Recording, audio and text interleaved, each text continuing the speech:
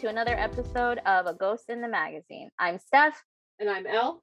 I'm Parker. And I'm Jay. And today marks the beginning of the dreaded month. The month that I have not been looking forward to and have been waiting to get out of the way for forever since we started this podcast, and I knew there was going to be a thing. It's Possession Month, and we're starting it with a doozer in my book, The Exorcist. How many times have we mentioned The Exorcist on this podcast? Is there a counter? She's iconic. The Exorcist walked, so all these shitty other possession films could run. I'm leaving. Okay. Steph was absolutely traumatized by this film, and I watched it much later in life, so it was not as scary. The Exorcist crab walked down the stairs so that paranormal activity could yeet someone across a room. I'm actually nauseous. I so want to dig into what got you about this film. No, we will. And I think that actually we should talk about it before we even talk about the plot points in the movie, honestly. There was no way I was going to rewatch this movie alone because, yes, I have seen it before. Okay. And here's the thing. I vividly remember watching this movie for the first time. Gather around, children. I was like just barely 13.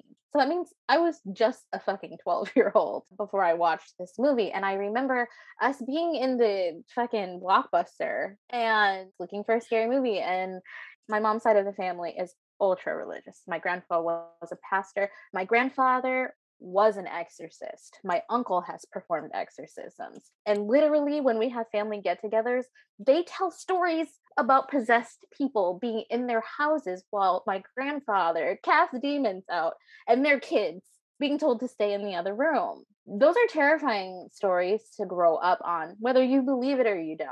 That was bedtime tea. So I pride myself. I always say, like, I was watching scary movies when I was young. Like, when I was little, my mom was always like, yeah, you would grab the Spawn VHS and pop that in. And Spawn was like a hell guy. However, watching this movie now, I realize why I shouldn't have watched it at that age. Technically, kids shouldn't be watching rated R movies anyway, but I had. But at that point, it was Deep Blue Sea. It was Lake Placid. Both movies that we've covered before.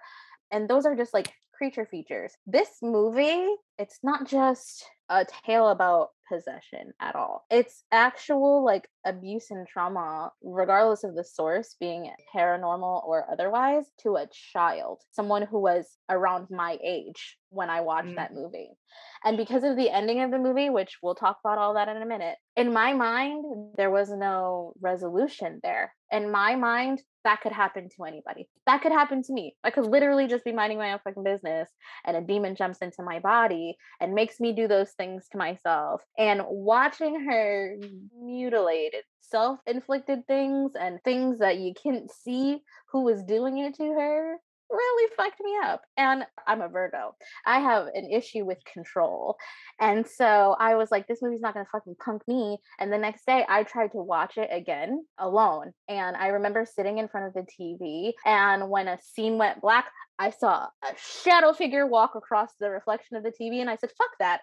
And I said, I'll never watch this movie again. Now, mind you, when I was 24, I bought the movie and I said, I'm not going to let this fucking movie punk me. And I'm going to watch it every Halloween until I'm not scared of it anymore. Didn't even finish it. Took it out of the thing, immediately gave it to my friend and said, get this out of my house. You realize that whole analysis was very Virgo of you. Your whole problem with the possession is that you're going to lose control of your own body. Yeah. It's all about control. That's just... I'm a double Virgo, baby. I'm a double Aries. That fucks with me, I'm sure. Anyways, proud of you for finally watching it, though. First time ever. Thank you, my love. And I'm 31. You had me blunting it with dick jokes, though. That is true. Thank God for Elle. We watched it together on Discord because I was actually going to have a boy watch it with me. Boys suck. And so I said, you know, no matter how bad I need someone to watch this movie with me, you can't come back to my house. I can't see you anymore because you're trash. I hope he hears this. Anyways.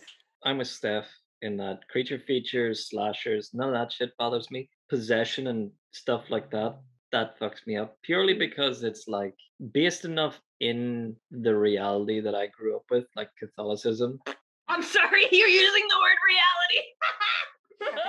I have to interject there with that. I actually just listened to a podcast that was about the original case that this is written about, which the book, one of the best written horror books I've ever read in my entire life. I agree. It was based on a case, and the person that I was listening to on the podcast was from the Church of Satan, and he had that same reaction that Parker just had there. Yeah, it's not in reality at all.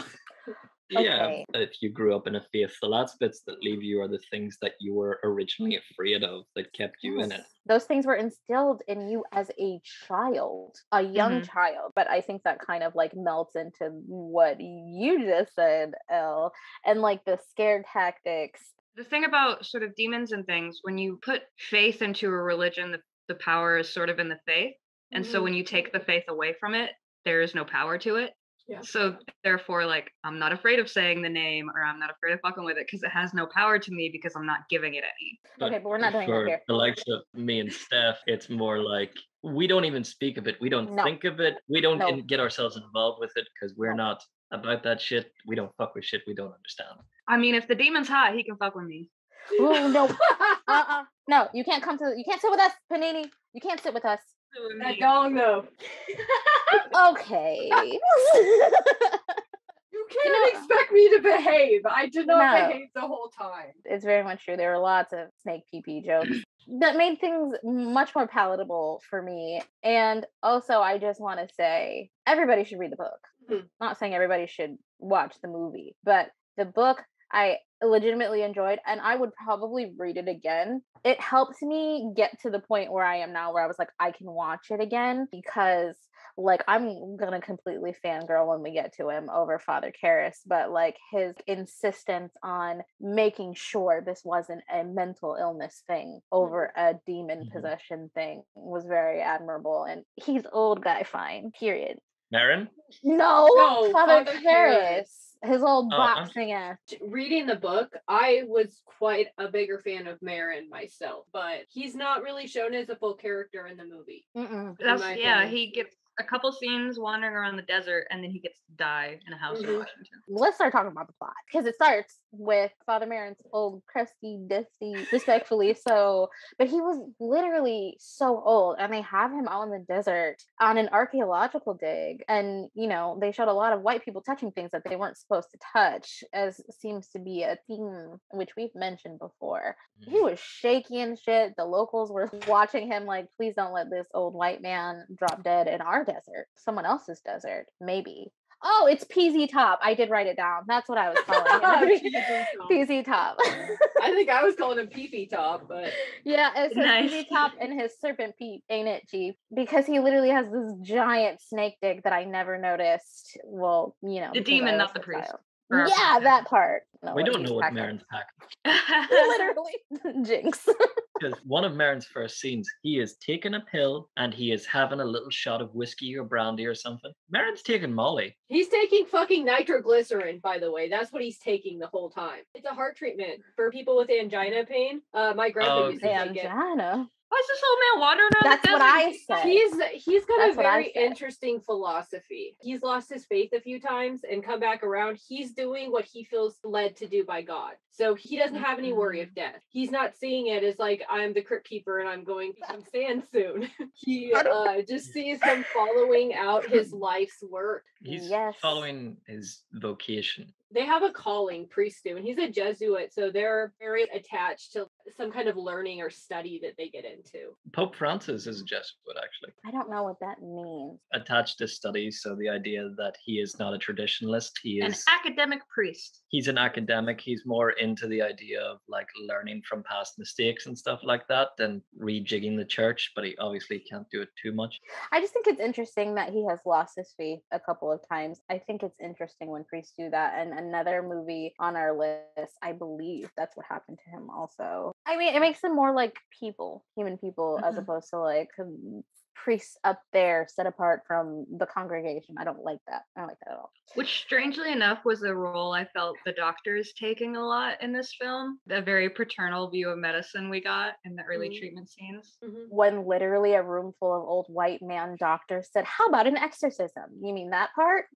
They're getting struck Which off. he had the They're getting audacity to struck tell off. me Reagan's mom seemed kind of shrill, and I was like, "You bet the fuck she is." She's shrill. Okay, Lindsay she's said the same thing. I'm I sorry. did not say shrill. I No, did not. No, I not said, shrill. I Dramatic. said she was dramatic, and part of the reason why, and you'll see in the book, it builds up. In the movie, I don't know, it's just a choice in the way that they delivered the part or like directed her. I just think there It wasn't was enough her- of her like showing her unraveling. Like, I Yeah. don't think there was enough of that. And it Yeah, just made I it also little- believe that she was under demonic oppression. If we're going with the storyline, and this is a story, this is not based on a true story in any fucking way, shape, or form. I'm just gonna say that right now. The original story that this is based on is more like the Bell Witch than Mhm. like the Exorcist. It has like very few parallels with this. He's an extremely good writer that took a lot of liberties with being inspired by a newspaper article, is what it boiled down to. It was very Ed and Lorraine Warren of him to spin it. Okay, so all that. And so now the story The plot. gets crazy because, I mean, the main characters are the mom, Chris McNeil. She's an actress. She's filming a movie nearby, and her daughter, Reagan, who is 12. She's like a very well-spoken and like really bright and creative child. Also, I have to say that I didn't understand when I was younger that the Ouija board was the opening. It didn't register to me in my mind, which it was part of the fear, because in my mind, it was the fucking attic. It was her opening the attic, and like that was it. She let the demons out. And so I like tortured my sister because we moved into this house and the attic was in her room, and I was like, "You remember The Exorcist?" But now I understand. She just found a Ouija board and just started playing with it, and she met Captain Howdy. One of two things I thought was interesting about that scene is that you always see Reagan's statue, like the orange bird thing. Yes. And it looks very similar to the statue of Panini. And it's between Karis and Chris whenever they're talking about the case. Whenever she's like ironing his shirt, that thing is present there. They put it in the scene. But also, I thought that it was interesting that Captain Howdy, this thing presented itself as male to Reagan, and Reagan obviously has a lacking father figure in her Has life. no dad. Yeah, well, it was 1973 is basically what I'm saying. They're obviously saying, oh, this happened to her because she didn't have a dad in her life and she was seeking out a father figure and found it in a demon. What I do want to say about the bird statue is the paint on the bird statue matches the paint at the Black Mass. Yes, and they That's only why. briefly show a scene of the Black Mass in the movie, and I was horrified in the book about the Black Mass desecrations. It really like sat with me because I'm like, yo, a 12-year-old girl is doing this, like putting dicks and shit on church statues, and they just show it as like booby and crotch cones on this one statue. I know that sounds awful. It's a lot more detailed than that in the book, unfortunately. It's stomach turning. It is. So- It's Mhm. vulgar. It really is. And I was like, I couldn't remember that because I blocked a lot of stuff out, and I was really wondering how they did it in the movie. But to be fair, also, this version that we watched on Netflix didn't have the backwards running down the stairs scene, Mhm. which It didn't. is the thing No. that messed me up because there are two versions of that shit. And I remember last year on Twitter, someone told me that there was another version, and I was like, well, now I have to go look. And I did not sleep for like 2 days because I was wondering what happened when she got to the bottom of the stairs. The second version, when she gets to the bottom of the stairs, she flips over like a dog, and her tongue darts out like a snake, and she starts running after the lady like a dog. It's awful. Props I to watched this that one. little actress playing Reagan. Holy shit. There were No some wonder things she I- got awards for this. What did she I- win? She got a Golden Globe Golden and got a Globe. nomination for Oscar. Yeah, I hope it was worth it. Can you imagine this as a kid actor pretending to do all this? That's crazy. I bet And the her ru- parents didn't know what they signed up for, is all I'm gonna say. The rumors that followed that poor actress afterwards, like I remember as a kid after hearing about this film, they were like, oh yeah, this film messed her up. She went into porn after this. And it's like, Oh, I heard that, yeah. we all heard that. But Mhm. really, she Did did a too. nude set. That was about it. I mean, she But was an also- actress in like late 80s Hollywood, so. You know, not to be scandalous or whatever, but is porn even the worst thing that could happen to you? No. You could turn into a murderer. Like, she could be like, well, this demon still follows me. You made me do it, you know? Mr. Panini made me do porn. Oh, God. I'm so mad. Okay, so follows the mom, Chris and Reagan, and they're in this new house. Reagan doesn't have a daddy. Chris is doing the best she can. She has a house full of staff, right? So they show them, but then they also show Father Karras. And I thought it was a weird scene when they first show him, or like when they first show the two encountering, because she walks by and she's like staring at him. And she even asks about him later, like, who's that hot priest? The one who's always smoking cigarettes and is tall, dark, and handsome. Who's that one? And I just felt like there were too many likable characters in this movie. There weren't a whole lot of people who were like, you wanted them to get possessed or thrown out the window. And that was another thing that messed me up. The director, though, we can all agree the director deserved it. Burke. Yeah. Even more in the book. Yeah. Steph, I said to you, why is the demon British? I just remembered his voice. It's because of Burke Dennings, though, I know. because that's one of the personalities the demon takes on in the book. But there was no multiple personalities in this one. No, there weren't. Yeah. They boiled it down. I'm just finding it so hard to like move along in the plot of the movie because it just gets Well, a they lot. do, to their credit, they do try to exhaust the medical options, which for 1970 whatever are pretty fucking pitiful. But there's more in the book, I feel. Yeah, like there they is. do more, a whole lot more in the book. So this was another reason why I was upset with the movie. They did a lot of this for shock value. So they stripped some of the like more reality driven parts of the book to make this a visibly and emotionally shocking movie and that's why they released it the day after Christmas. It's like, oh, Jesus' birthday? I think the fuck not. The reality parts of it that they brought in, the medical parts, were disgusting. For me, the worst part of the movie was putting that damn thing in her neck. I had to look away and have Steph tell me when I could look back. I can't see a child undergo that. They put the tape on her chin, and I was like, just that poor girl. Like, I felt like the doctors were torturing her more than the demon. Honestly, yeah, she was like, just fucking let me be possessed. I'm for the streets now. Like, let me be.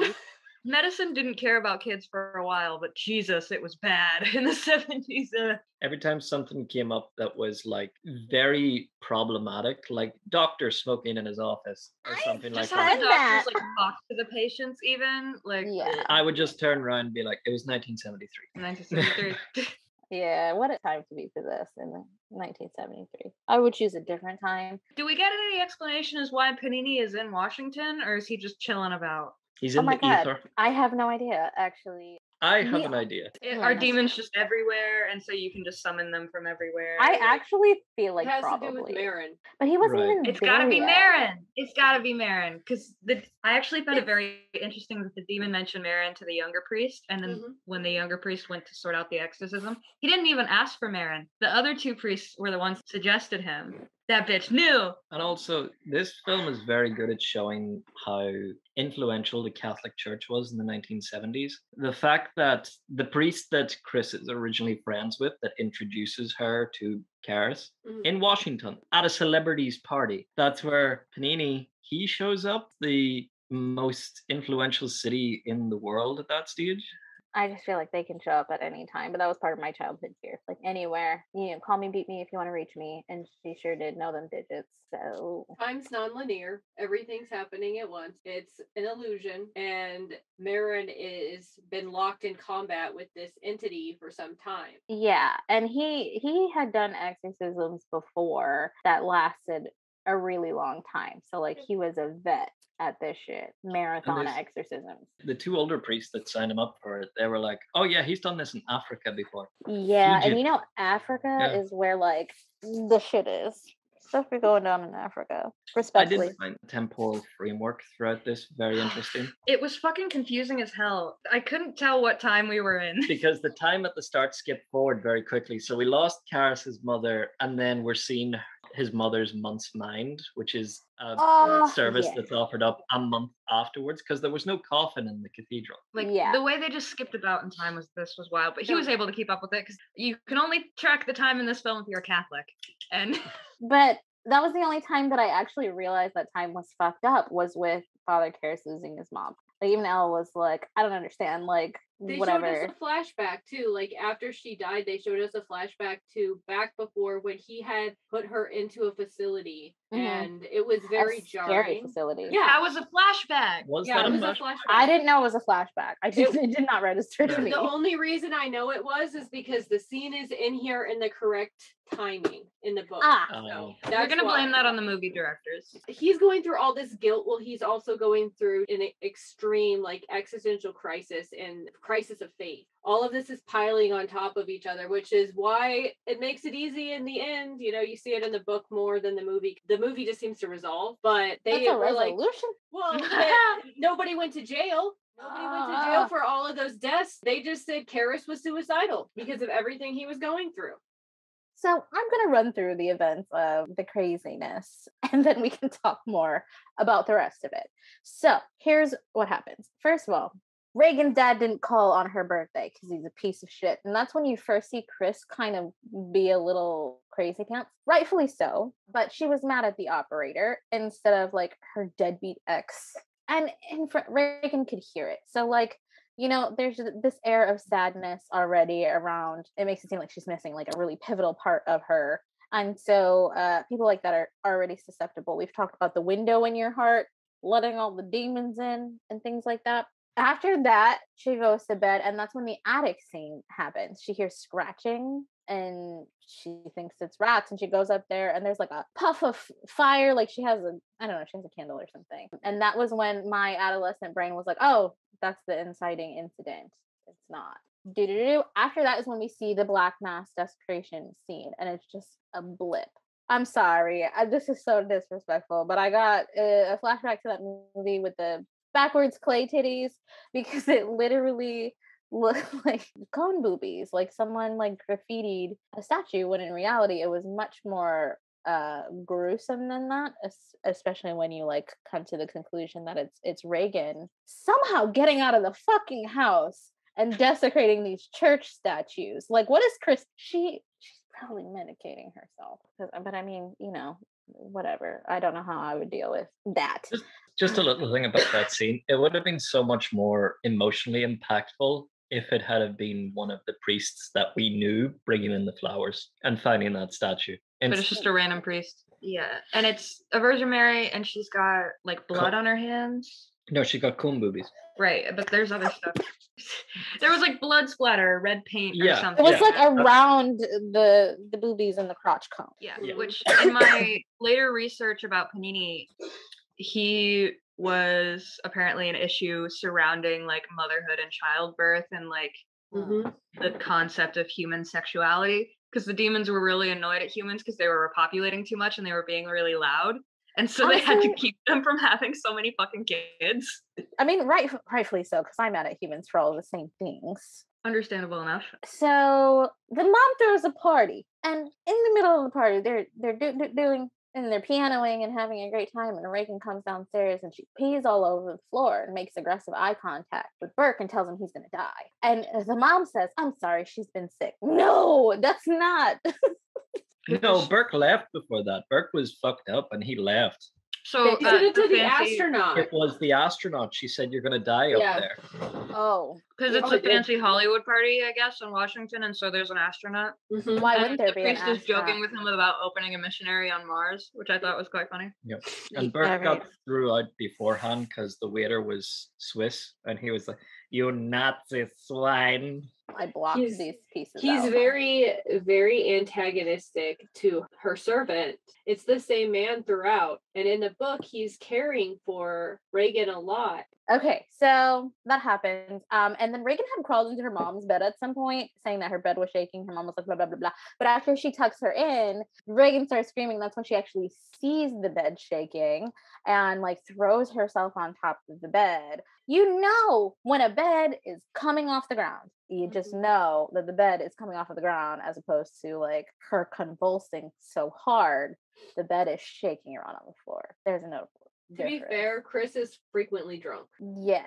Oh God. Okay. That's the only thing we know. That gives me pause there. I think that also goes back to the thing that you and Mel talked about during your recording of us, which was females are literally never listened to, black females especially. But this is True. 1970, and this is Hollywood starlets coming to these doctors, and they're like, it's a brain lesion. That's all it Yeah. is. We can't see it, but it is a brain lesion. Like, she's an incredibly privileged possession. She's a rich white woman, but she still cannot get doctors to listen to her, let alone her kid. And that reminds me of that post that was going around social media like a while ago of all the reasons why women in the olden days were institutionalized and made to be hysterical. It says hysteria in this book like 900 fucking times. That was something that irritated me. Even Cramps Karis was talking about hysteria causing it, because Karis was very unconvinced when he first came in. Yes,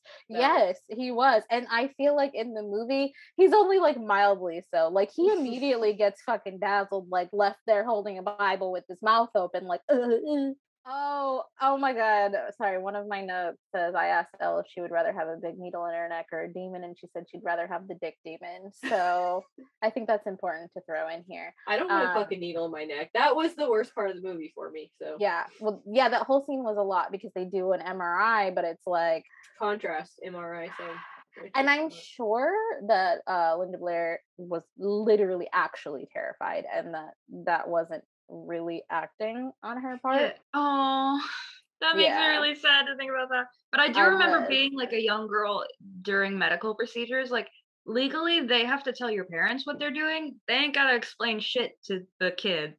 So chances are they legit just strapped her down to a bed, did not explain to her any of the shit that was going on around her, which is like, No. sit still, shut up. Whenever I was like 5 or 6, I got my tonsils out, Mhm. and it was a whole procedure like in a hospital at that stage. They had to bring in my dad to hold the mask over my mouth till I passed out. That's fucking terrifying. Literally, I can't handle anything. Going to the dentist, my whole body shakes. Like when they do the X-ray. When I was a kid living in Michigan, I would get strep throat or bronchitis every winter, and for them to do the strep test, they had to hold me down so they could shove that thing in the back of my head. And that's all I could think of when I was like having to take my first COVID test. I was like, I'm a grown up now. I'm a grown up now. I'm a grown up now. I'm a grown up now. It's fine. But actually in that scene is when like the first really actually scary part happens. I hate this because she's like flying off the bed, and then in her scary voice says the sow is mine, and I was like, take her then, bitch. Like, get away from me. And the neck There's that- going out like a frog.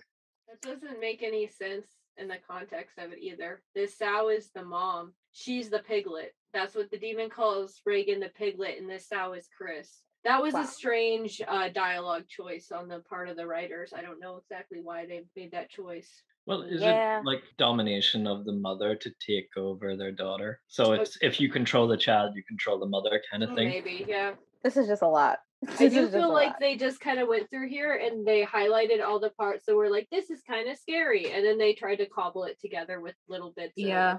of it. 100%. But there is a hilarious part. I mean, it's not supposed to be, I don't think. But in between that scene and this scene, Burke is killed. And they say that he fell Burke and gets broke his murked. neck. Yeah. But his fucking neck was broke. It was just, like. Did he deserve it? Yeah. He was annoying. In the book, there's more. Like, he is rapey and everything else. Like, he seems to. Well, because there's so much they don't show. Why was he in Reagan's room? I honestly don't know that it was that, because that's not what my brain goes to. Maybe because I'm a decent person. It goes more to the fact that it's a demon in a little kid's body, and I'm sure could do like demon things, and I don't think it would be hard to get him up there. That's Okay. where I'm gonna go with I would that. say he was drinking and that it was easy to influence him, Yes. even from a Okay. distance. Earlier in the film, she was like, "Are you going to invite Burke Yes. to Chris? Like, are you going to invite Burke to our party? I know you like him." Mm-hmm. Well, So so she it's- could have demon voiced Chris's voice from the room and like been True. like, "Come up here, Big Daddy." Come up here and save me from these Nazi swines. Oh Yes. no. Okay, so then the doctors are doing all this stuff. They hypnotize her at one point and try to speak to the thing inside Mhm. her, and she grabs him by the dick, which like hilarious. Love it. But Good for her. Good for her, yeah. yeah, but through this whole thing, first of all, there was this like squeaky, pudgy detective guy that we were roasting mercilessly while we were watching this fucking movie. But he, this whole time, is like really, even though she's a little girl, I think he thinks the entire time like there's something up with her, and she killed this guy. He found one of her little statues at the bottom of the steps. I think that was the sort of connection I made between the statue in Egypt and then Reagan stuff. And then as that goes on, we see Karis and the detective pointing out that Reagan's quite the artist, but all the different symbols we see in her art are very much evocative of Pedini. That name is literally mentioned once in the whole book for the most part. It didn't get into any more about how it pulled in, just that Marin had such a adversarial relationship long going with it. But that in and of itself would make sense because I can imagine, much like people have guardian angels or whatever, because these things are like eternal. They've been around for centuries. If we take anything from the Vampire Chronicles, creatures who live forever get fucking bored and they form attachments. And so this thing could just constantly be floating around, waiting to see where he can slip back into Marin throughout Marin's lifetime, because an old man's lifetime is nothing compared to this guy's. I'm skipping forward a little bit. I wanted to talk about near the end, the difference between Karis and Marin in how they treat Reagan. And just after you said that this is such an old adversary role, Elle, after their first bout, and like Karis has this mental breakdown, like, you're not my mother, shut up, you're not. And he takes him out. Yeah, he's like, get the fuck out. Marin and Reagan left, and he covers Reagan up, and then he kneels and holds her hand. And I was thinking of that in terms of like, he doesn't see Reagan as the demon, he sees the demon in Reagan. Yes, however, going back to that idea of like adversary, like this is an old man at the end of his life realizing this is his last battle, and the one thing that's been constant is this demon. So it's very much him taking its hand saying, I'm ready now, or like, this is our last fight or something. And then would you see when Karis, as soon as he comes back into the room, which to be fair to him, like Marin is dead at that point, but he fucking body slams Reagan. This is a 12-year-old, sir. Does he really fucking does? Yeah, he throws her on the ground, like smacks her up a wee bit. He smacks her. Yeah, I forgot about that. So at that point in the film, we were like, oh shit, he only sees this as a demon, not as a fucking 13-year-old he's trying to save.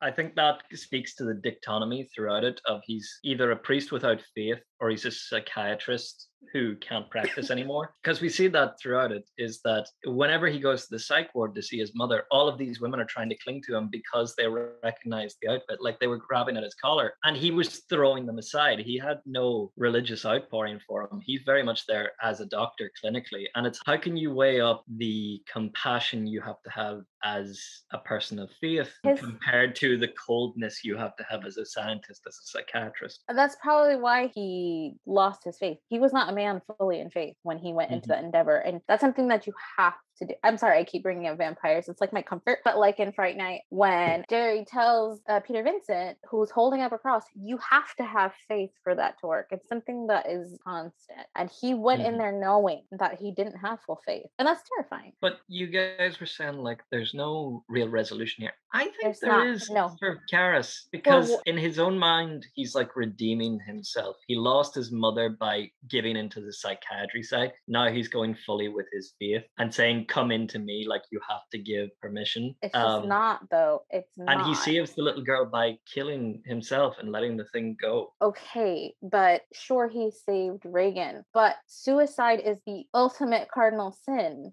Killing yourself. He gets his last rites, so he's good. He gets his last rites. He gets that final apology in, so it's good in the eyes of the Lord. No, not in the eyes of Stef. It doesn't work for me. It doesn't work for me, and I don't think that it ever will, because and we're going to watch The Rite, and that is the movie that I hold as the example of a resolution. In my mind, the demon needs to get cast out. It has to go. You don't belong in this vessel. You go back to where you came from. And of course, he doesn't die, but he has to start that cycle all over again. And if it's not that, I don't want it. For my final thoughts, I'm glad that I watched it, because on top of like, not letting this movie punk me, because I ain't no bitch, it was actually a part of my unhealed inner child that I did not recognize until I watched this movie and unpacked it with Elle. And I was like, oh my God. And also my mom called while we were watching this and on FaceTime. And she was like, what are you doing? And I was like, watching a movie with my friend. And she was like, is it on the internet? And I pointed her to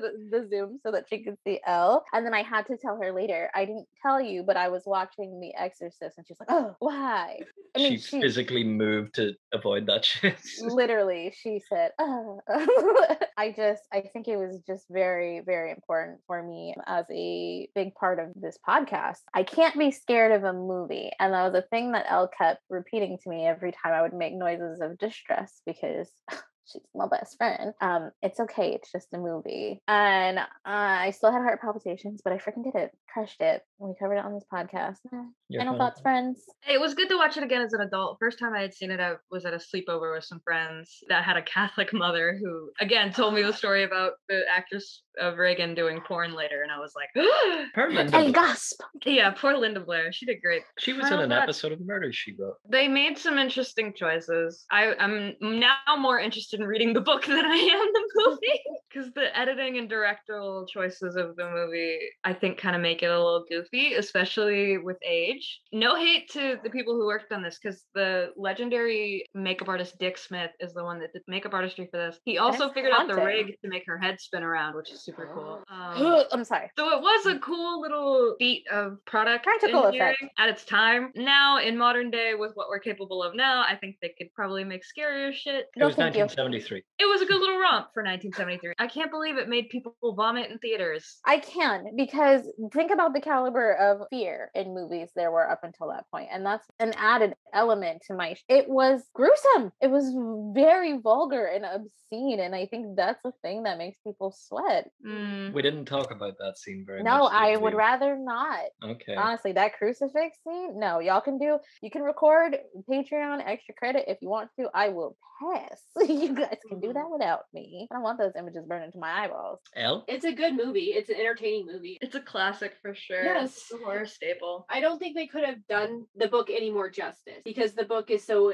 detailed and there's so many moving pieces to it. I just don't know how else. Not based whatsoever on reality. I think that's the part that bugs me is when we have based on a true story and it's causing all these reactions. And I actually read that there's not much documented proof that people were like passing out and shit in the theaters. So it's like it might have happened a few times, but I don't think it was an epidemic the way that they made it out to be. It seems more like sensationalism. Well, once is enough. I would be very embarrassed if I was in the middle of the movie and was like, oh, I hit the ground. I just want to briefly mention the logistics of a Proto-Mesopotamian demon having any idea what a plastic Ouija board from Toys R Us is. You joking? No way. He saw that and was like, ding, ding, ding. That's my victim. I'm just going to make faces. I'm just going to make faces over here. That'll do great for our audio medium podcast we're doing. So is the consensus then that the film and all the hype around it is just as dangerous as the demon and all the hype around it? If you mean by that, then not at all. Yeah. Then yeah.